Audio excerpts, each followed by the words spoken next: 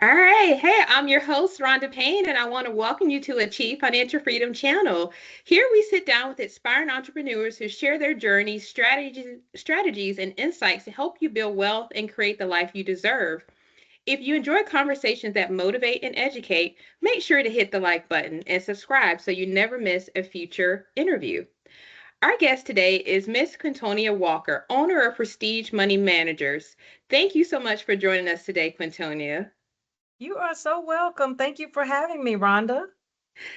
Oh, I'm so excited. I've been looking forward to this conversation. But before I know your background, but can you please start by sharing with our viewers what your company actually does? Yes, so I am Quintonia Thorpe Walker of Prestige Money Managers, as she stated. And we basically are a boutique accounting firm where we educate, train, and provide accounting services for small business owners and nonprofits in the Raleigh-Durham area. Awesome. So, because I love bringing on entrepreneurs and asking, this is my favorite question. What inspired you to start your business?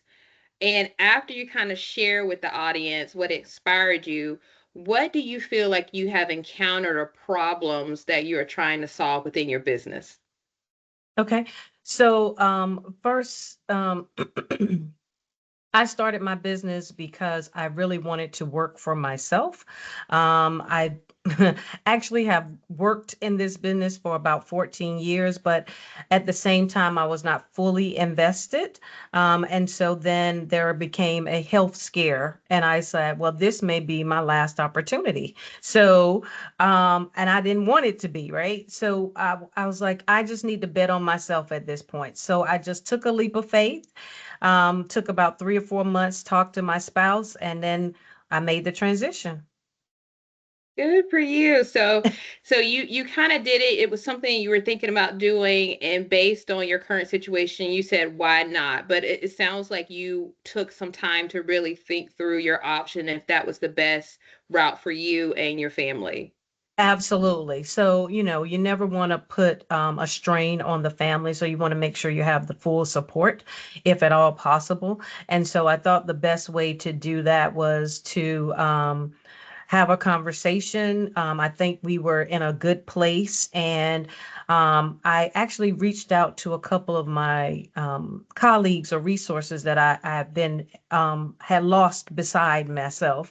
And so when I started that, they were very encouraging. And so we just kind of got the ball rolling in the following year. So this was full time in 2022. Okay. So it took you a year to start your business. Is that right? It's it took me 3 to 4 months to go full time, but I had actually been in business for a little bit already. So I had been working part time and working in corporate. Okay. So you were okay. So note to self. So you didn't jump right out. You kind of had a staged approach to your exit. Is Absolutely. is is what I hear you saying. So that's great. I think to piggyback off that question, now that you're in it as an entrepreneur, what has been one of your biggest challenges, would you say? My biggest challenge has always been probably networking and speaking to big groups, right? So most, not all, financial people like to be behind the scenes. So I feel I fit right into that for sure, right? So Yeah. it's a push for me to get out and talk to other people. And so my advice would always be to have a great wing woman or wing man. That's an extrovert, right? That person is going to take you around the room, and they're going to do most of the talking. You're just kind of going to go along, right? And then that helps you become more comfortable with doing those things. So that's Listen, you said a exactly what wing. I did. Okay, that is so good. So when you say, that's one thing that you may be uncomfortable with, do you feel you had a strategy for how to overcome, not being that comfortable in that networking environment? I would not say I had a strategy, Miss Rhonda. I would Okay. not say that at all. Okay. At least you Um, honest. Like that's I he like say that's just what you really need to know is like I'm in it. I don't know I necessarily have a strategy, but I'm making it work. That's the beauty of it. absolutely. That's the beauty of it all. So it sounds like, you from if I'm playing back what you're sharing is to have a partnership with someone that is kind of opposite of yourself. Hmm. Did you find that the people that you connected with that were the extroverts, were they in your field? Or were they doing different businesses and you guys just continue to maybe have some synergy with your products or services? One of two of them do. So I would say the person that I hang with the most or go to these networking events the most, yes, we have synergy. They may do business counseling and training, and then I'm doing the financial piece, right? But it was mostly just meeting new business owners. It was basically them being an entrepreneur as well. And then what I did was meet other entrepreneurs, bankers, someone that's marketing. So it doesn't have to align. It just needs to be a business owner that understands you not being in the space alone.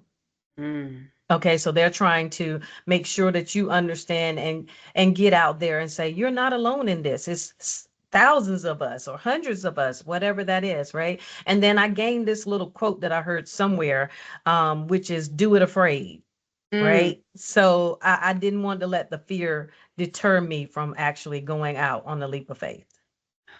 Do it afraid, and it sounds like build your community of Absolutely. people that you can lean on to help pursue whatever you're trying to accomplish. So that's good to know as an entrepreneur. And as you're kind of thinking back through the different stages, if you could go back to the beginning of your journey, would you do anything differently?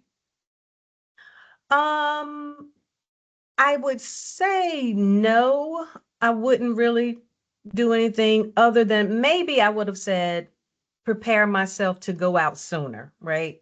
It Okay. took me a longer time than I would say most, but we all have to feel comfortable, making sure our households are in order or different things are aligned.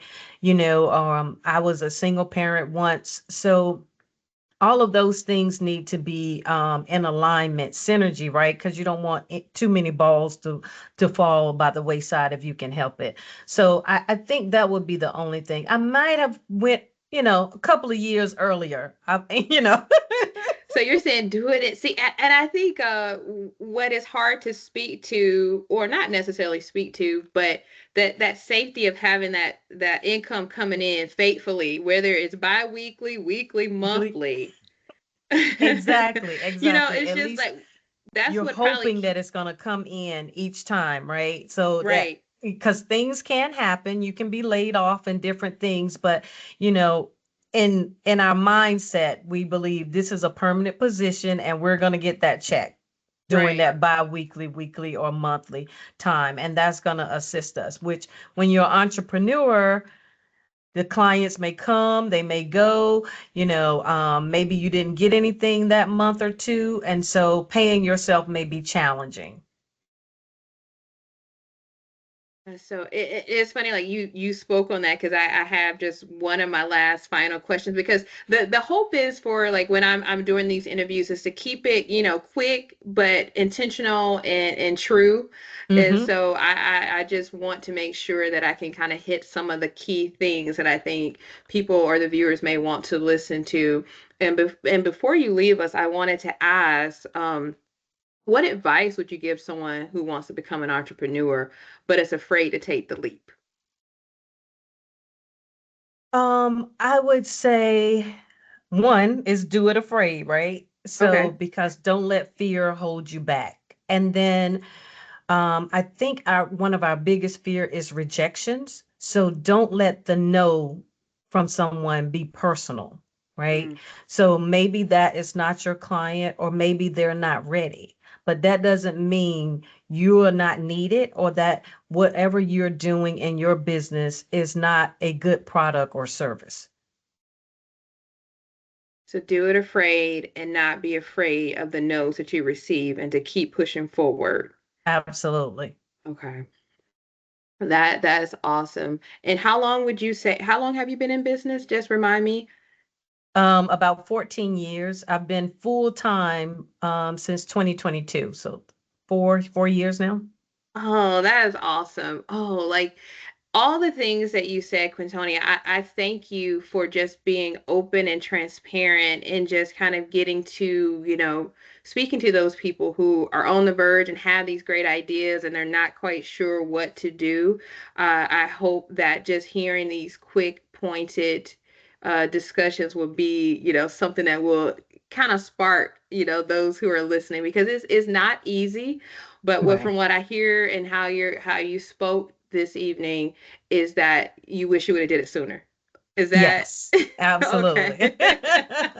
Absolutely. You wish you would have did it sooner. So, Quintonia, like tell the viewers how can they keep in touch with you? Okay. So my website is www.prestigemoneymanagers.com. And on that site, it'll tell you the services that we provide, as well as you can schedule a 15-minute discovery call with me to tell me what your needs are for as far as accounting or bookkeeping or any training we teach on QuickBooks and Wave as well. That well, thank you so much because I know that you're gonna have a lot of people who wanted to reach out to you. So to my viewers, we hope you've enjoyed today's conversation and it sparked new ideas for your journey to financial freedom. Thank you again to Quitonia for joining us. And if you viewed this interview, and please, when you enjoyed this interview, share with friends who are chasing their dreams, and of course, subscribe so you'll always be a part of the Achieve Financial Freedom community. Guys, take care. Till next time. Thank you.